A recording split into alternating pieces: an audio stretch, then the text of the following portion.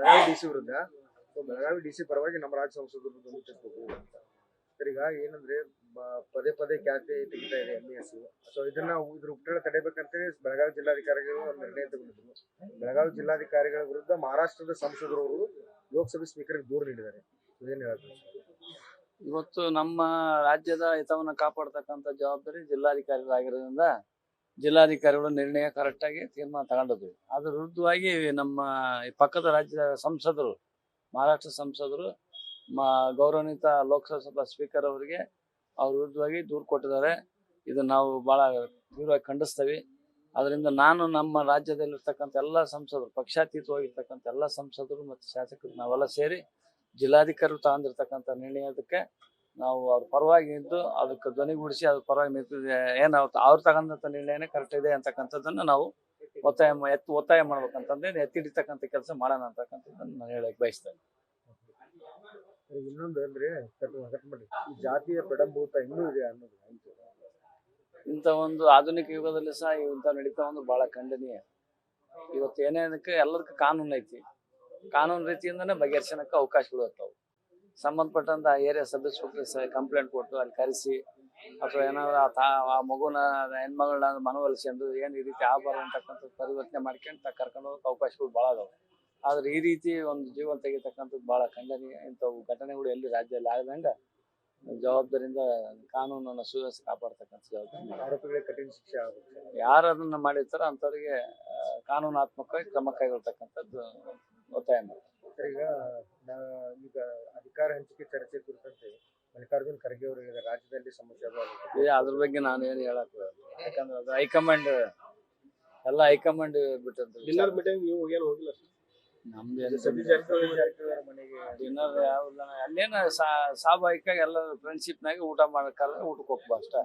ಇದು ಏನು dinner meeting ಅಂದ್ರೆ ಏನು ಯಾವ್ದಾರ ರಾಜಕಾರಣ ಮಾತಾಡೋದು ಯಾವ್ದಾರ ಇದ್ರ ಬಗ್ಗೆ ಏನಿಲ್ಲ, ಸುಮ್ಮನೆ ಬಣ ಗಿಣ ಯಾವ್ದು ಇಲ್ಲ. ಅಲ್ಲಿ ಏನ್ ಎಲ್ಲರೂ ಒಂದು ಬೇರೆ ಜಿಲ್ಲೆಯಿಂದ ಬಂದಿರ್ತಕ್ಕಂಥ ಶಾಸಕರು ಗೌರವಿತ ಕರೆದು ಅಲ್ಲಿ ಸ್ಥಳೀಯ ಇರ್ತಕ್ಕಂಥ ಶಾಸಕರು ಸಚಿವರು ಒಂದು ಉಪಹಾರ ಊಟ ವ್ಯವಸ್ಥೆ ಮಾಡಿ ಒಂದು ಊಟ ಮಾಡಿ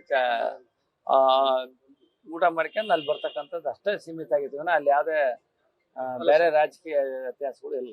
ಬದಲಾವಣೆ ಆದ್ರೆ ದಲಿತ ಸಿಎಂ ಮಾಡಬೇಕು, ಅವ್ರಿಗೆ ಅವಕಾಶ ಯಾರೇ ಏನಾರ ಮಾಡ್ಲಿ ಏನಾರ ಬಿಡ್ಲಿ ಅದು ಹೈಕಮಾಂಡ್ ಮಾಡ್ತಕ್ಕಂಥ ವಿಚಾರ. ಅವ್ರು ಯಾರಿಗೆ ಏನ್ ಮಾಡ್ತಾರೋ ಅದೇ ಅಂತಿಮ ತೀರ್ಮಾನ. ಯಾಕಂದ್ರೆ ಈ ಮೊನ್ನೆ ಸತೀಶ್ ಜಾರಕಿಹೊಳಿ ನಿವಾಸದಲ್ಲಿ ಏನು ಸೇರಿದ್ರು ಎಲ್ಲ ಅದನ್ನ ಹೇಳಿಲ್ಲ.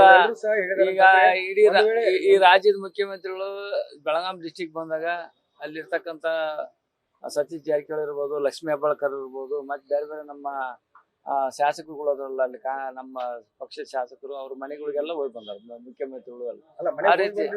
ದೊಡ್ಡ ವಿಷಯ ಅಲ್ಲ ಸರ್, ಅಲ್ಲಿ ಚರ್ಚೆ ಆಗಿದ್ದು. ಅಂದ್ರೆ ಒಂದ್ ವೇಳೆ ಅಧಿಕಾರ ಬಿಟ್ಟು ಕೊಡೋದಾದ್ರೆ ಸಿದ್ದರಾಮಯ್ಯ ಆತರ ಯಾವ ಚರ್ಚೆ ಅಲ್ಲ. ಅಲ್ಲಿ ನಾವು ಎಲ್ಲಿಗೆ ಅಂತ ವಿಚಾರ ಕೇಳೇ ಅಲ್ಲ, ಚರ್ಚೆ ನಡೆಯೋದಿಲ್ಲ. ಅಲ್ಲಿ ಬಂದ್ರೆ ಕುತ್ಕೊಂಡು ಸ್ನೇಹಮಯವಾಗಿ ಊಟ ಮಾಡಿ ಒಳ್ಳೇದು ಕೆಟ್ಟದ್ದು ಮಾತಾಡೋದಂತ ಅಷ್ಟು ಬಿಟ್ರೆ ಅಲ್ಲಿ ಏನ್ ರಾಜಕೀಯ ಚರ್ಚೆ ನಡೆಯೋದೇ ಇಲ್ಲ.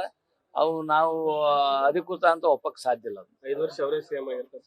ಅದ್ರ ಬಗ್ಗೆ ಹೈಕಮಾಂಡ್ ತೀರ್ಮಾನ.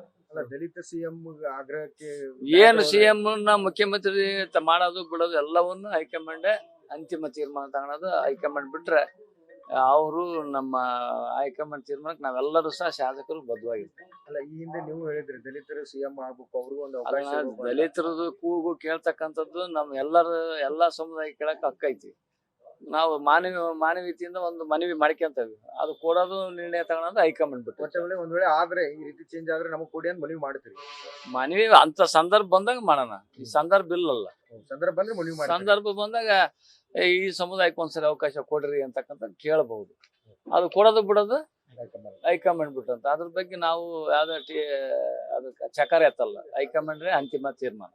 ಜನವರಿ 26ಕ್ಕೆ ಮತ್ತೆ ಸಂಪುಟ ಪುನರಚನೆ ಬಗ್ಗೆ ನಿರ್ಮಾಣ, ಅದ್ರ ಬಗ್ಗೆ ನಮ್ಗೆ ಮಾಹಿತಿ ಇಲ್ಲ. ಸಂಪುಟ ಹಾಕತ್ತ ನಮ್ಗೆ ಗೊತ್ತಲ್ಲ. ಏನ್ ಯಾವ್ದ್ರಲ್ಲಿ ಬೆಳೆ ಕಳಪೆ ಬೆಳೆ ಕಳಪೆ ಬೆಳೆ ಪೂರೈಕೆ ಆಗ್ತಾ ಇದೆ.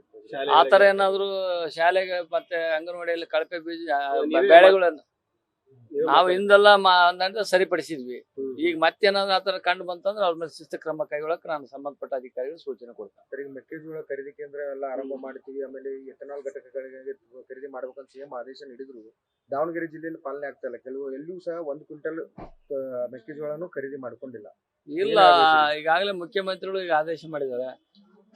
KMF ಇರ್ಬೋದು, ಎಥನಾಲ್ ಮತ್ತೆ ನಮ್ಮ ಶುಗರ್ ಫ್ಯಾಕ್ಟ್ರಿ ಕಂಪ್ನಿಯರ್ ಇರ್ಬೋದು, ಇಷ್ಟಿಷ್ಟು ಲಕ್ಷ ಟನ್ ಏನು ಮೆಕ್ಕೆಜೋಳ ಖರೀದಿ ಮಾಡಕ್ಕಂತ ಸೂಚನೆ ಕೊಟ್ಟರೆ ಅದರಂತೆ ಸಂಬಂಧಪಟ್ಟ ಅಧಿಕಾರಿಗಳು ನಿರ್ದಿಷ್ಟವಾಗಿ ಅದನ್ನ ಪಾಲನೆ ಮಾಡಿಸ್ತಾರೆ. ಇಲ್ಲ ಸರ್, ಅವರು ಎಥನಾಲ್ ಘಟಕದವರೆಲ್ಲ 1900 1800 ಈ ರೀತಿ ಖರೀದಿ ಮಾಡಿದ್ದಾರೆ. ಆತರ ಮಾಡಿದ್ರೆ ಅದು ಯಾಕಂದ್ರೆ ಸರ್ಕಾರದ ಆದೇಶವನ್ನ ವಿರೋಧ ಮಾಡಿದಾಗುತ್ತೆ.